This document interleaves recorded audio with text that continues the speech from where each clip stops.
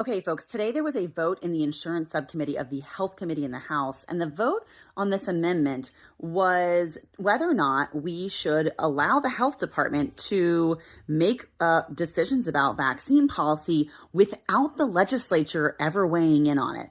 And the vote was very close. At one point, it looked like the amendment was going to actually pass until one of the members who had logged on late changed her vote.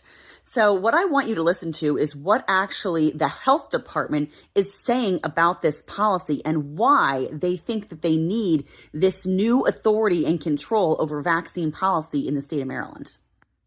The amendment that I'm offering just prevents the recommendations from adding new vaccines going forward without it coming to the legislature.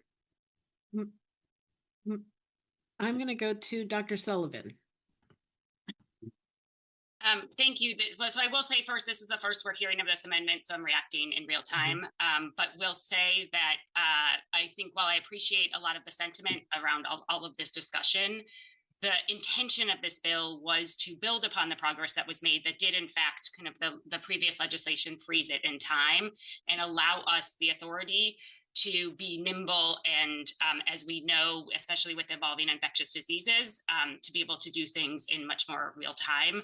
The wording of the bill right now, it was crafted very carefully to be that the recommendations will be made in accordance with 3 authoritative medical organizations who have a track record having very transparent and open processes, and then in consideration of many other both federal and state authorities as well.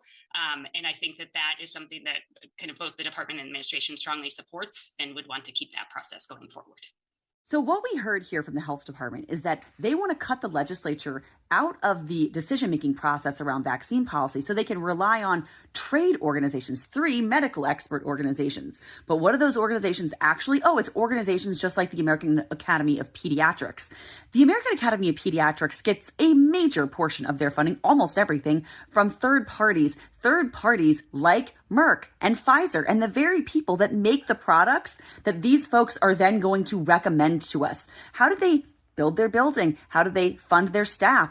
It's from giant donations from companies that make these very products. And now our health department wants to cut out the legislature so they can rely on these medical experts whose entire funding mechanism comes directly from private industry, the same private industry that actually produces the products that we're supposed to be regulating.